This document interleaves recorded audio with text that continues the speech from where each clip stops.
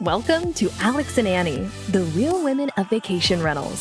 With more than 35 years combined industry experience, Alex Husner and Annie Holcomb have teamed up to connect the dots between inspiration and opportunity, seeking to find the one story, idea, strategy, or decision that led to their guests' big aha moment. Join them as they highlight the real stories behind the people and brands that have built vacation rentals into the $100 billion industry it is today. And now, it's time to get real and have some fun with your hosts, Alex and Annie. Welcome to Alex and Annie, the real women of vacation rentals. I'm Alex. And I'm Annie. And we're joined today by Leo Walton, who he has several titles here, but the main one that we have from the business side, he is co-founder of Superhog and Guard Dog. He's also a new dad and a vacation rental short-term Rental Titans podcast host. Leo, welcome to the podcast. Thank you so much, Alex. I mean, God, it makes me sound greedy. I've got so many titles, doesn't it? You're a busy guy. Yeah, I am. The one I'm most proud of, as you and Annie both well know, is new dad, recent new dad. And she's by far the most demanding boss I've ever had as well. I can only imagine. She's beautiful from the pictures you've shown us. So. Well, thank you so much for taking time out of your dad duties to join us today. We appreciate it. No, I'm honored to. I really am. And I love the fact that I think, and let's see, I think I might be the only Brit you've had on so far. But maybe that's right. That's the other title. Far, yes. You're the first British. It's the British invasion. Yeah. No, I promise it'll be more peaceful than the last time we got Well, I was thinking more along the lines of the Beatles invasion. So. Oh right, yeah. There we go. Yeah. Well, Leo, why don't you give our listeners that don't know you, since you are from Britain, a little bit of your background, kind of how you got into vacation rentals, and a little bit about what you're doing now. Sure. So my vacation rental story started in 2012 when I joined the team at One Fine Stay, who you may have both heard of. I'm sure you have. And at the time, they were prepping for the London 2012 Olympics, and they had a very small team and had received a good amount of funding, so decided to suddenly build out and hire lots of people and get ready for this big event that was happening in London. So my job, I was employee number 40, and my first job was to kind of create and manage the check-in process and check-in team, and do the remote check-ins around London. And so started a complete love affair with this industry. And when I first started, I tell people what I did for a living, and it basically was, I go around to people's houses when they're not there and let other people in. In London. Creepy. Yeah, it does. Yeah, it was strange. That's easy enough. Yeah, but I guess it was, and I thought it was completely new. I thought what we were doing, I was very naive. I won't reveal my age, although I had a full head of hair at the time.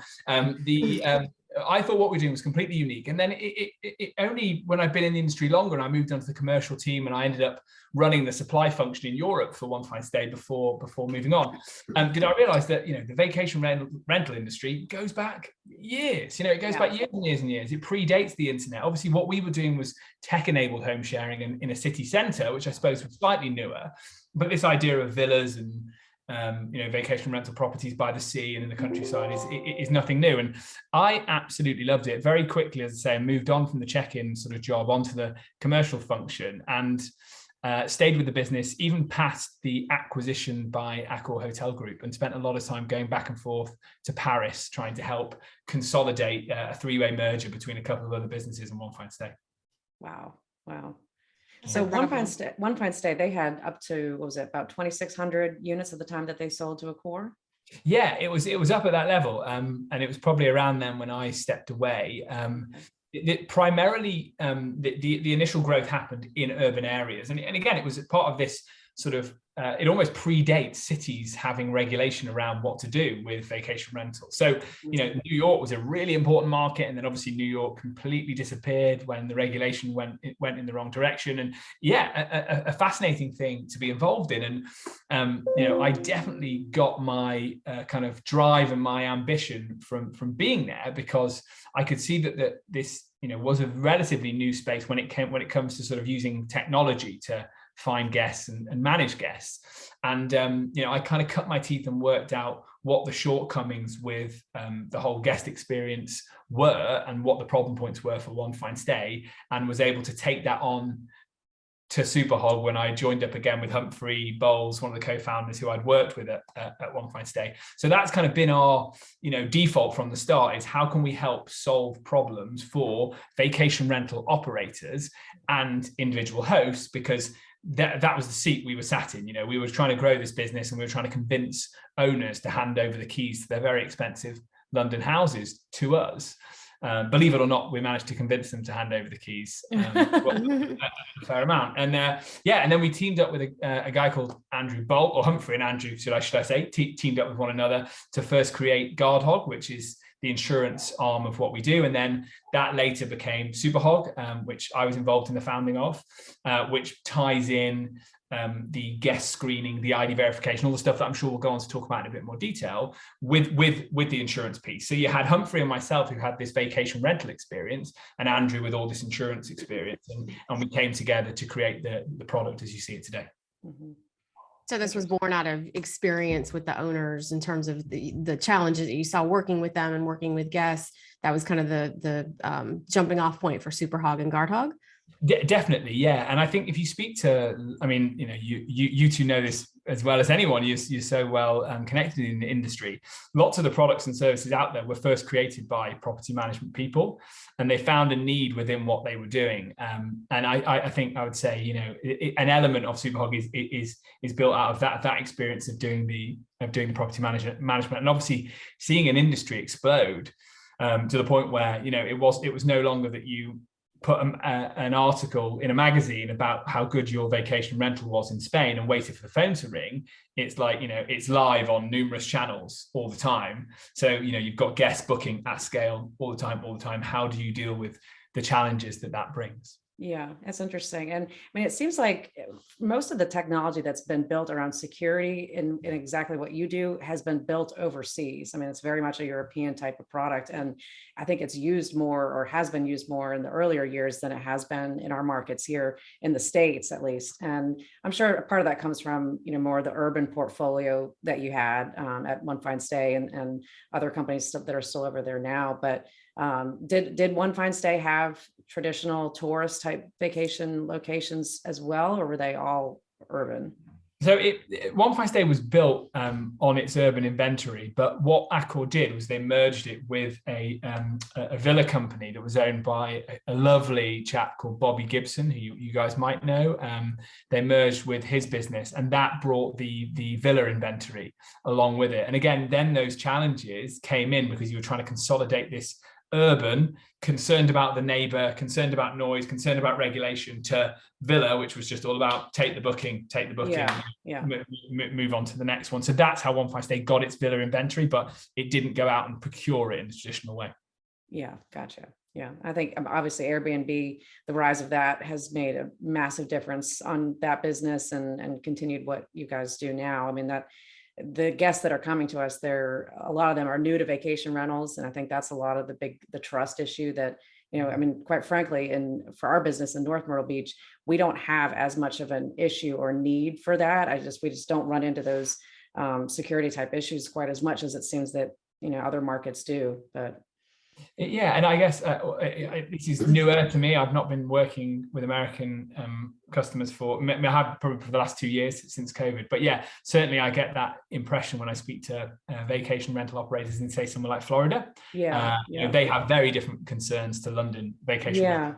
Chargebacks are definitely an issue for us, and it's dependent on the channel. Booking.com, we get a lot.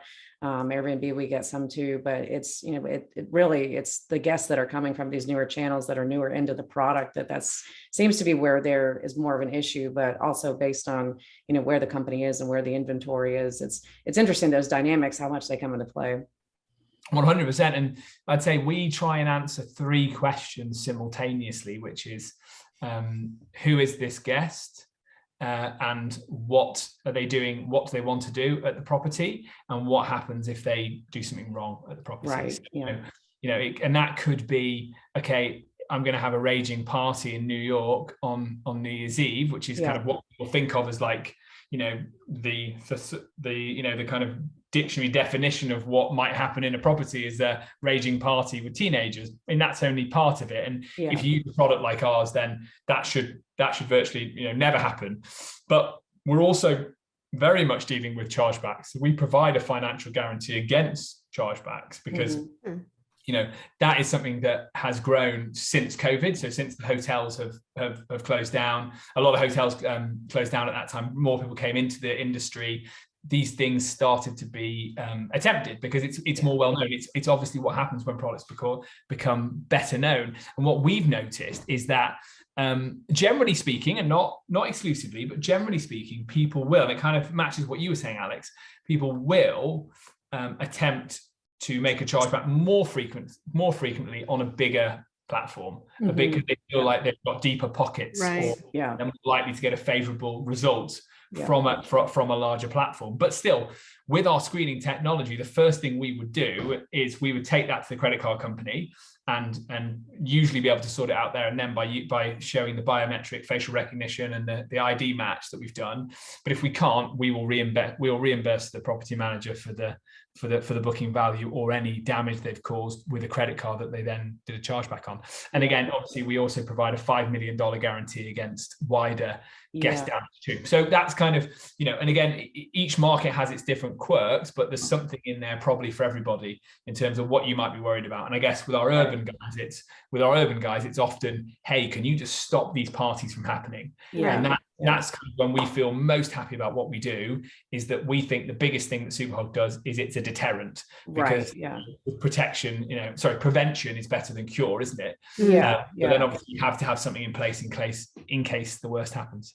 One of the things that our market here does for the most part is most companies, we don't rent to locals at all. So if you try to put in a local zip code, the reservation won't go through, and the minimum night stay. So we use those two to kind of leverage and make sure that we're getting the right people. But at the same time, you could have somebody that is from here that wants to come just for one night or 2 nights. And financially, it would make sense as a good booking for us, but they are precluded or stopped because if they try and do it online, it doesn't go through. And maybe if they call us, we might, we would allow it. But I think that's where there's a big opportunity for what your company has, is that it's those bookings that, we're having to make these kind of drastic measures to ensure that nothing happens. And I guess that's why we do prevent a lot of it. But how much business are we missing that would have been good business? But it's very interesting, isn't it? So sorry, Annie. Because you're doing the right thing, you're trying to sort of set parameters, but then you've said it yourself there. It's like, what if those parameters actually preclude someone who's like, well, hey, my house is being painted. Hey, wouldn't it be fun if we went to a vacation rental for the weekend? That'd be really cool. And then actually no, computer says no. So I think it's really important to try and build up more clues about who that person is. And that's obviously what our system does. One thing that we focus on is burner phones. So if a mobile phone is unregistered to somebody or an email is unregistered, that will flag to our system. And I think that's a greater indication of someone's intention. But, definitely. A lot of it, you can't predict everything. So I think doing something is good, but that's hopefully where we're moving the industry, is that there's tools out there to make sure that you can automate this process and essentially save you money, because then you don't have to worry about sending someone to the property just to double check that that you haven't ended up with a stinking booking, right? Which it blows all your revenue anyway on one booking if you have to do one call out for no reason. So out of curiosity, we've talked to a couple of different, I think, people that are in your competitive set. Ella from AutoHost, we talked to her and kind of talked about, and I saw this from the channel management side, that there were, to your point, so many new guests coming in that had never used vacation rentals, and they had been used to going to a city center or hotel, being able to throw a bachelor party or a bachelorette party or whatever, throw a party. And they could do it in a vacation rental when they could bring twice as many people. And all of a sudden it became, the thing to do. And then the house party on Airbnb became the big, noise maker. And one of the things that Ella mentioned was that, partners would just say, well, just turn the channel off. But, do you want to turn off a channel that's bringing you a lot of business? No, you want to try to find out how to work with it and make sure that you're mitigating any concerns of problems down the road. So can you walk us through, so like Alex, as a property manager, she signs up with Superhog. How does that process work for you to go in and start helping her go through the guest issues? Yeah, happy to walk through it. And I think completely right, Annie, or Ella at AutoHost was completely right to say it.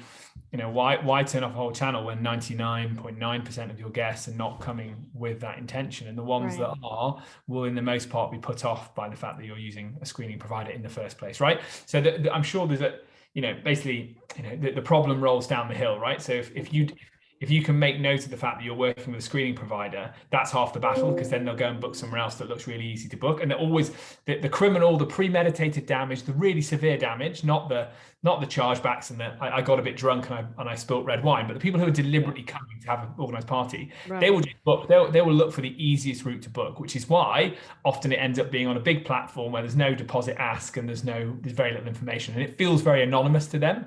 They're forgetting that behind that big booking channel is Annie and Alex, or is Leo's farm. That sounds pretty surprise. Little they know. And they forget that there's real operators and real small businesses powering this, because that's what most of our industry is. So it feels very anonymous and all that sort of stuff. So if we all need to clean up the image of the industry and stop it being seen as this free-for-all and this easy route to going to do that. So the more people that work with us and people like us, the better. If you were a property manager, what we do is we'd find out sort of the best way to connect our product to you. So we have a few ways of doing that. You can either directly integrate with us if you have a tech stack and you want to go that far. We can also connect through your property management software, or you can embed a link within your email flow. That link will then take them to the Superhog landing page where your guest completes their verification. So there is a integration-free way of doing it, which just involves embedding the same template link into all of your guest emails, right up to having a direct integration powered by an API or something in the middle. And then we will work with you to put all the relevant information on your listings, on your emails about Superhog, so the guest is aware that they're going to go through this process. And then we'll provide the information you need to sell this product, I suppose, to your owners, so that they understand why you've chosen Superhog and what benefits are in it for them, namely the fact that you've got $5 million of damage protection if something does go wrong, and a chargeback guarantee and a virtual deposit, which again we think is really cool. The fact that you don't have to take a security deposit anymore, that will increase your conversion without increasing your risk, and we think that's really powerful. So you make people aware of what those key points are, so that their owners are all on board and up for it, and then it runs itself from there. If the worst happens, it goes to our global resolutions team, and we will liaise with the guest to either get them to pay, or we use the Superhog guarantee to pay for the damages. But what I hear time and time again is the fact that we've even reduced by a factor of tenfold, we've reduced the instance of damage from even occurring in the first place. And that is what makes me feel happiest about our product, is that we are actually changing people's behavior. And then when it does come to problems, leave the guest to us. We'll either make sure they pay you, or we will pay you if they don't, or they can't afford to reimburse you for the damage they've done. Now, a couple of questions you said about the deposit, that you don't have to charge that anymore. Is it a security deposit or a deposit on the whole booking? Damage deposit, security deposit. Okay. Now, I know that in some markets it's unheard of to charge a damage deposit, but in many it's not. Or if you're dealing with high-end properties and high-touch owners, having a security deposit is a must. Therefore, this product, the Superhog product, offering that as just one of its features, right? Yeah. Just we think removes a really good hurdle to people booking, because they might not want to put down $2,000 on a credit card, but it might not be a bad guest, right? Mm-hmm. So we'll use our other screening technology to ascertain whether they're a good or bad guest or not, and then we'll protect you. We'll protect you in case the worst happens. Now, how do you go, or how does the resolutions team? How do they recoup that money if somebody comes and they do end up causing severe damage to the unit? How are they trying to get it from them? Besides, and I'm sure there's a credit card on file. That's what we do. But I mean, if it's bad, how are they getting that money from them? Yeah, so actually, we probably typically won't have a credit card on file. I know the property manager will, but we rarely have access to that. There is an option of doing your own security deposit in Superhog, but like I say, we normally just sell the fact that we've got a virtual deposit attached, so you don't need to take a security deposit. So they'll know that they've gone through our verification, and part of that process is ticking our terms and conditions to say that they're responsible for any damage they caused, and the best will in the world, they're coming to just have a nice holiday and not trash property, right? So they've gone through that process. That's kind of already distilled in them the importance of looking after the property. So if then there is a raging party and we have to contact them, they know who we are. And at that point, depending on what the action is, will depend on how we are with them. So if it's just a little bit of accidental damage, it's all quite friendly and nice, and we can see if they can afford to contribute. And if they can't, we would use our financial insurance-backed guarantees to pay for it. And we'd talk to the property manager and get the evidence they needed, so a photograph. And then we put that together with the emails we sent to the guest, and that's enough to pay out. But if it's a big raging party, obviously we'll send a much more kind of formal, direct email to say, look, you are liable for this damage, you're liable for this party, and we will work hard to try and get the money back, first of all, because that is the best way to end that situation, is to get the guest to pay for it. And then if failing that, again, we'll use our Superhog guarantees to make sure that the host, is never out of pocket. But we're much more direct, and thankfully we don't experience that bigger end of the damage spectrum, because our technology is so good that it stops it from happening. But that is the hypothetical, if you will, is that what would we do? We would just get more and more serious, so that person feels more obligated. But the truth of the matter is, if somebody's coming to trash your property and you don't properly check who they are beforehand, you won't get the money from them. They'll have disappeared. Right. Yeah, exactly. Right. Yeah. That's we all know that, don't we? They'll just disappear into the ether, and but those sort of guests will run a mile when they see a system like ours in place. How do property managers keep up with how many reservations that have gone in and actually filled out the information, because it takes place after they book, correct? Correct. And again, it's a very, very slick system. So we get like 99.5% of people through it really rapidly, because it is slick. But they have their own dashboard, which will send them alerts based on if somebody still needs to verify or complete the action. We send follow-ups on email, because most people will book, and I'm exactly the same. When I book my vacation rental, I then put it down and I don't think about it again until the week before I arrive. Right. Yeah. So then they find the emails where we've tried to, get them to complete the process, and that's when a lot of people. So a lot of verifications are completed within 2 weeks of the arrival time. Okay, gotcha. How many? I guess to date, would you say how many? Claims? Is it called a claim at this point that you've had to pay? We wouldn't call it a claim. It goes to our resolution center, and in the most part, they're able to get that back from the guest. I don't have the figures on me, but it's obviously, it's busy. It's a global team. We take care of a lot of transactions on a daily basis, a lot. So it's busy, but it's called the resolution team because in the most part, that's the first thing we look to do, and then if we need to lean on our financial guarantees, we absolutely can, and we will, or we'll pay using that financial guarantee first while the guest is maybe on a repayment plan of X amount of dollars per month we make sure that the host is paid out there and then. But it's definitely busy. It's definitely one of the busier ends of our business.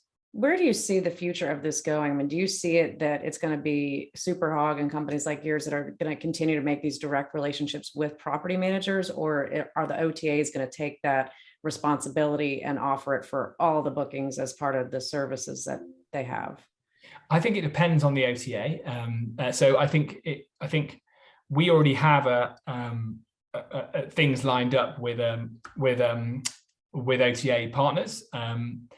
So we see the product as being applicable to both OTAs and PMCs, and we have some existing OTA clients as well. So we're not in any stretch of the imagination just catering for the property management market, but lots of OTAs are born out of just wanting to make their 10%, and it's all about scale, right? And I don't think they'll ever be able to get their head around the idea of slowing down to look and do that analysis. It doesn't matter how easy you want to tell them it is. So it's the person who's primarily concerned with the risk, and that's the property manager. Because the property manager knows how hard it is to acquire property. So they'd rather like a party never happened in the first place. Even if insurance pays for it, it gets sorted out. Superhog uses its financial guarantees. If you're using Superhog, for example, even in that world, it's still a failure because most likely the client, the host, will take their property offline because they're scarred by the experience. So I think OTAs some of them, and the ones we deal with, see that and they see how important that is. But some of the ones really doing it at scale, I think it's not their risk, and therefore they're not chiefly concerned with it. And the property manager is the one that is. I think that the main advantage, or the thing that just has to be done, and you obviously have figured it out, but it's really the cadence of how the whole process works that leads to it being effective. That, we've always gone back and forth on if we wanted to actually send like a DocuSign type contract after a booking is done, and we don't do that. And for that same reason that you just talked about, that it's like, well, is that going to end up precluding people from not actually, calling to make their final payments, or is it going to push them away? And we just haven't moved forward with it. And we get them to agree up front to our terms and conditions when they book, but it does open you up to more issues when you actually have to prove the chargeback cases or damage or anything like that. So, but really the worry that we've always had here, and I've heard from other companies, is just that you don't want to scare guests away. But It sounds like the way that you're doing it is very, it flows into the process well. Yeah, it's non-threatening. Yeah. I totally agree. The most important thing is guest experience, because 99.9% of guests are good guests. So you cannot be set out in a way that makes people feel like they've done something wrong. But luckily, people are getting more comfortable with having to process and provide their ID when they purchase something online.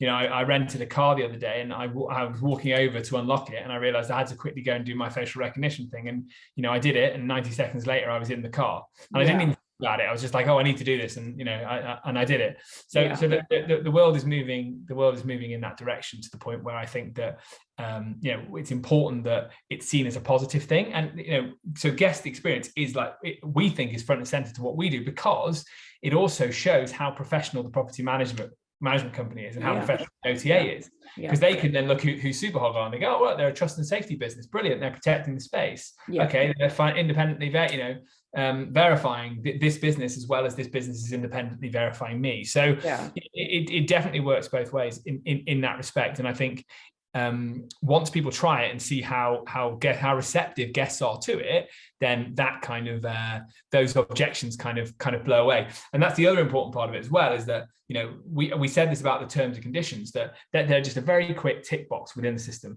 But within that, you're getting them to agree and stand up to the fact that they're good guests and they're not here to touch the property. Let's talk about. Look at me trying to take over. Hold on. Why don't we talk? No, please go ahead. Take the wheel. You're a pro. You do this. Who do I think I am? The idea. Let's look at the idea that you can be a very good guest when you go away with your partner and your newborn baby, and you can be a very naughty guest when you go away with your friends on a stag do. Right. So, nobody is the same person on every single holiday, and you might be going with the sole intention of just having fun, and then a few alcoholic beverages later, you might be dancing on the table singing to Madonna. Right. So, is this from experience, Leo? I'm yet to have my stag do. That's obviously what I'm hoping for. That's what I'm hoping for. So everybody can be different, and if you've booked with us when you went away with your partner and your child, you'll then shoot through that verification process again without needing to give your identity again when you're on the stag do. But hopefully then you realize, well, they've got my identity here, and I'm passing through the system because they know I'm a good guest. So if I validate that by acting in an inappropriate way, then that's not going to be good the next time I want to try and book with my family. And so hoping that, and what I think it proves is that will bring a behavior change, where you'll say, oh my God, I'm so sorry, I broke a coffee table leg. Can I pay for it? Right. By the way, the stereo is great. We love listening to Madonna. It changes the comms, around it. And that's what clients say to me, which I love, is that they say, people will fess up for damages they've caused in ways they didn't used to. Yeah. And I think it's because you've got that digital footprint online, and you say, oh, once I had to go through Superhog and I had to give my identity. The second time I just went through because they obviously knew who I was. Why would I want to break that record I have? And it's not about putting people off booking. It's just about making sure that good people have an incentive to do the right thing. There was a stag do. Oh God, can I say this? Oh yeah, I'm going to say it anyway. Why not? Stag do.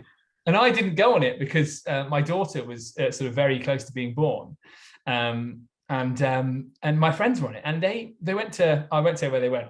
Anyway, some of them were friends, some of them I didn't know, and two of them were very good friends. And I said, "Oh, how was it?" And they said, "Oh, it was a bit, I don't know, we got a bit freaked out because we didn't have enough keys to the apartment. So someone worked out that you could just kick the door in a certain position and it would let you in to the property." And I was like, oh my gosh, that's real secure. What? Right. And Wow. then 4 days in, someone did it and they completely bust the door. Oh my gosh. Wow. You know, and then all these guys suddenly put their hands in their pockets and paid for a new door, you know. But there was that panicky moment where they thought they were going to get kicked out. And can I just say, my friends were the good guys going, "Oh my right, God, of course." And surely you would have been like them if you were there. Yeah, I genuinely would. I would have been. I'm not. You met me. It's interesting.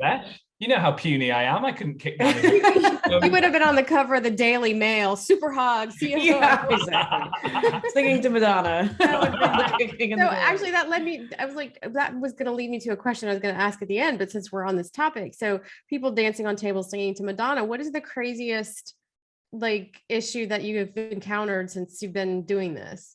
It's a great question. It's very hard because we never, the annoying thing is we never get to hear the story, right? Yeah, I was gonna say, you're not actually secondhand, on the receiving end of it. You're selling the and even like we do have great relationships with our property managers, but they don't give us the full-on goss, right? Yeah, they don't tell us exactly what's gone down, you know, in terms of like, this guest we said she did this, or he said she did whatever.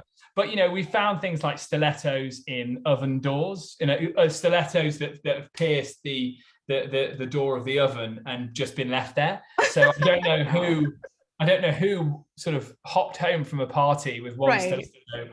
And yeah, obviously countless times people find vomit and wine stains in areas that people have forgotten about, right? Right. Them in different areas. But yeah, thankfully we haven't had anything major because again, I think it's the biometrics that put the stops people from doing that. Weeded it out. I hadn't really thought of it from a profile standpoint, but that's really interesting that people understand that what they do in one place could affect them down the line renting somewhere else. I think that really kind of takes it to that next level of it's like more of it's a community-based thing that they understand this is bigger than just one time that you need to be well behaved. But I know one of the issues that we have that, you know, we're primarily a Saturday to Saturday market in North Myrtle Beach. And that means we've got, 500 turns on Saturdays. So it's, from a maid service perspective, they've got to be working really, really fast. And, sometimes with damages, they miss things that they don't see that something was damaged, or somebody hides the lamp that was damaged in the closet and they don't see that.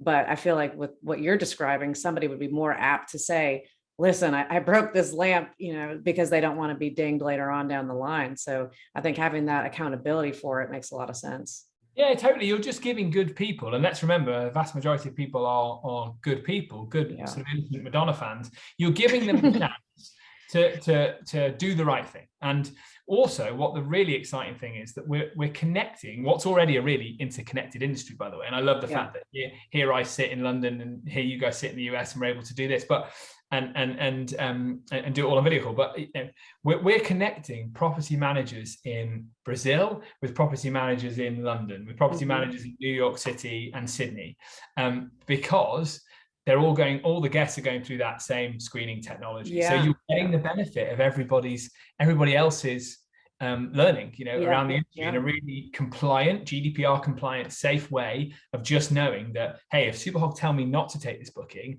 there's a bloody good reason for it. And listen to them.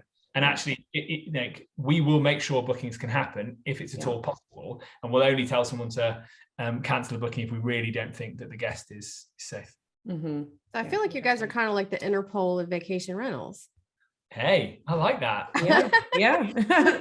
Are you seeing a difference in the way the regulations are versus in the UK? Or again, you're dealing with EU regulations and things with the GDPR and all that we maybe don't have as stringent here in the US, but then again, we have different ones from state to state. How do you navigate that? Because it seems like that's just a moving target. It very much is. And I suppose there's two parts to regulation, isn't there? One is the local authorities in banning short lets and vacation rentals from happening. The other one is use of data. So obviously everything that we do is very private, so that we never reveal anything about an individual. We just say you should not accept this booking, or you should accept this booking. So in terms of navigating that, it is really straightforward for us. And actually the UK has some really strict laws. So the fact that we're born in the UK kind of helps, because that's where we've grown our initial client base and started out. So yeah, it's about the fact that and no one would feel comfortable, right? No one wants to share that information with competitors. So it's just a case of, you say, we've raised a flag, and we only raise a flag if you shouldn't take a booking. Therefore, do not do. So you're not actually sharing any information about that person. The other side of that, then, obviously, is the navigating the regulation around short-term rental in general. In Europe is tough. Parts of the UK are even tougher. It's such a political football in the UK. I'm sure it's the same in America, or becoming the same in America in certain areas. But yeah, we think that our tools really help in the fight against overzealous regulation, because you can say, look, this is not an unknown market where it's not the Wild West. Actually, look at the great tools you can use. And when we're talking about great tools, let's also include noise aware in the mix, somebody like that, right? And there's the organizations in the States like Astro and Rent Responsibly and all those sorts of things that are trying to do that collective action. These kind of tools make and there are others that I'm not thinking of, but there are plenty more that make your vacation rental experience safer. That's a really good tool to use against overzealous regulation. Yeah. Interesting. I'm curious to see where it goes, because again, that is something that obviously it's a hot topic in every state, municipality. Just in Florida alone, there's so many different regulations that are trying to be put into place, and they're all different from one county to the next.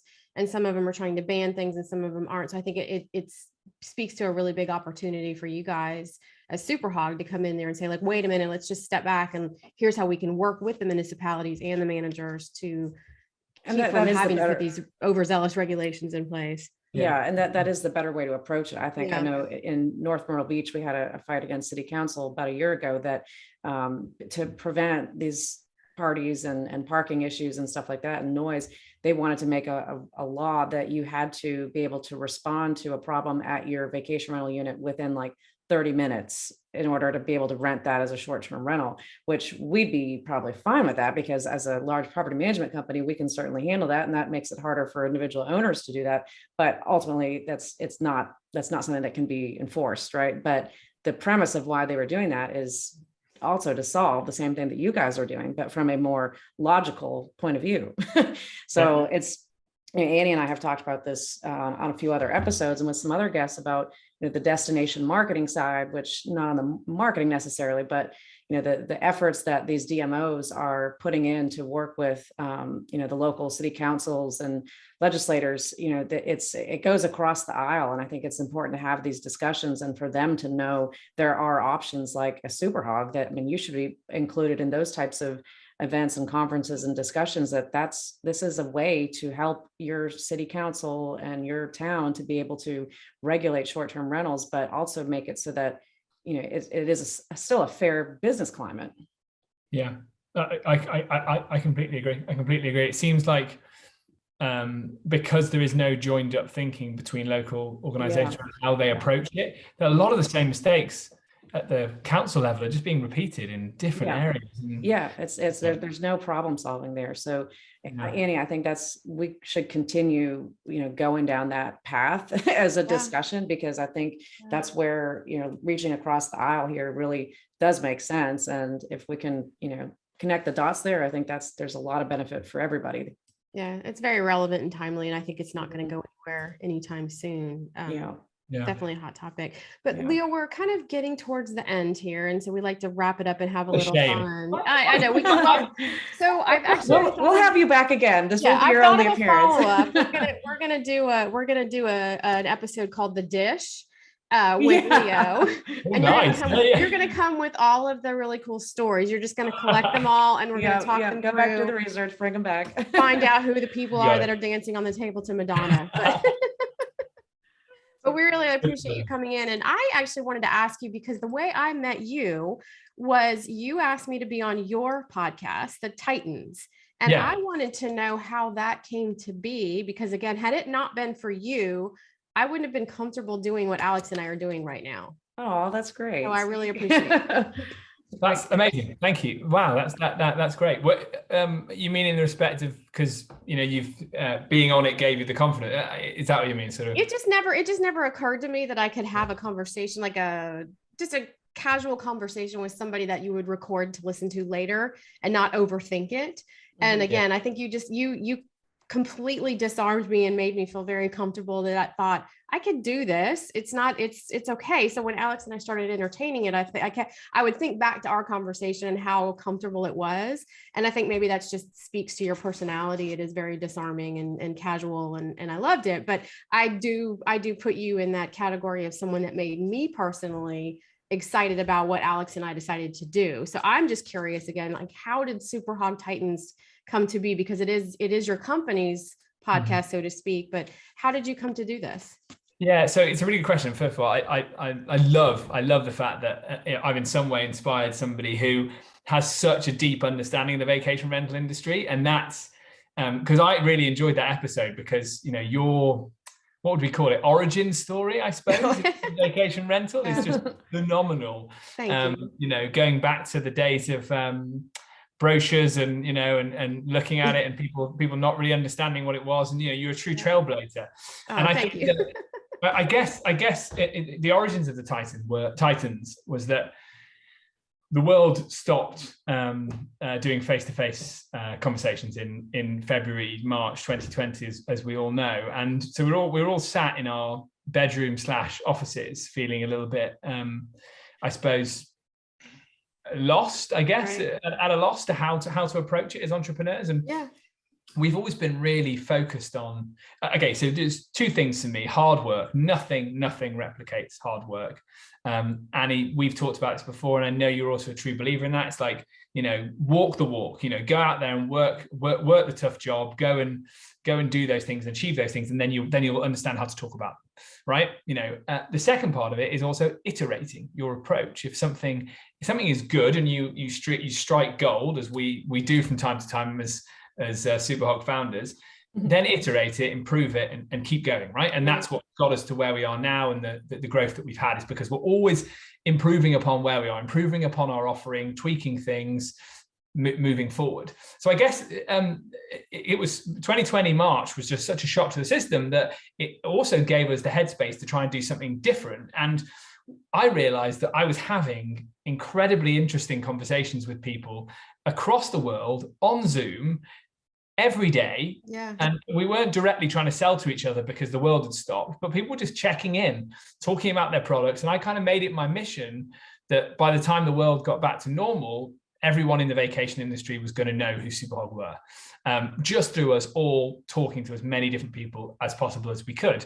And the conversations were so good that I think it was natural that the next step was to film some of them and put them out there as content, because the beautiful thing about our industry, as you will know, and I know you know this because you've had such a variety of guests on, is just that we do work in a variety of settings, and then we all come together every 3 months and have great conferences with each other and learn more.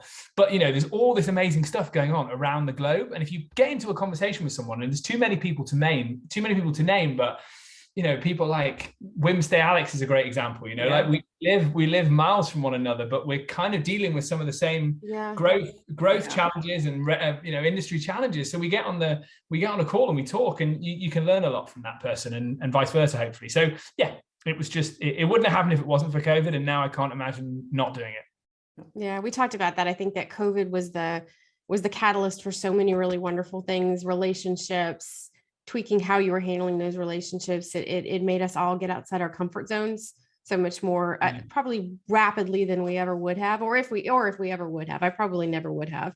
I probably would have been very content. It forced us to have to do that. And even I think after COVID, when we went to Verma this past fall, it was like, we were so excited to continue these conversations. And that's right when the podcast was getting started, because, just going and seeing everybody once or twice a year, that's not enough. And, we all really thrive from this open conversation. and discussion. And I really think that's part of why our industry has continued to evolve so much more than some of our other counterparts in tourism, is because we have a very, very collaborative nature in how information is shared. And still, even outside of just going to events, it's an ongoing conversation that moves everybody forward.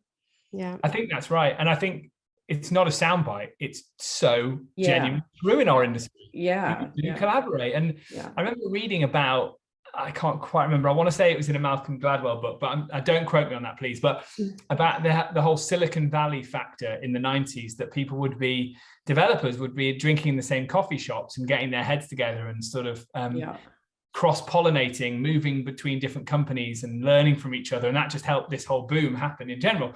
And I kind of feel like this is our time where we can connect with everyone around the world in a much more efficient way than just running into someone in a coffee shop in Silicon Valley. And it's happening on video call by putting yourself out there and connecting your business and being outward facing on things like LinkedIn and other such platforms, and just networking. And you learn so much because, yes, I can learn a lot from people within my own country that I might be someone I sit on the same board as, because as you guys know, I sit on the board of the SDAA in the UK. But actually, I'm going to learn a lot more when I talk to Annie, because I'm going to suddenly learn about what she's doing in America. Right, something different. Yeah. Right. And it's going to pick up and give us more traction and more growth. And so, we are in such a okay. Here's the interesting thing. I think we've turbocharged our growth because of COVID, and we pushed our product forward in a way that we wouldn't have pushed it forward at quite the same speed. So I'm saying it, and I'm saying this very carefully, because I don't think COVID is at all a good thing, and it's a terrible tragedy. Right. And the loss of life's been horrible, and it's been an awful blockers of lots of things. But it certainly has probably not been a bad thing for our business, and it's definitely helped us propel certain ways of working. Yeah. There's always a rainbow after the rain. So absolutely. That way. Yeah. Well, thank you so much, Leo, for joining us today. This was great to learn more about Superhog and about you, and just excited to see where you continue to go on your journey, both professionally and as a dad. We'll have to be checking in on that too, and see this beautiful baby of yours as she gets older. What was her name? What was her name? Baby Sadie.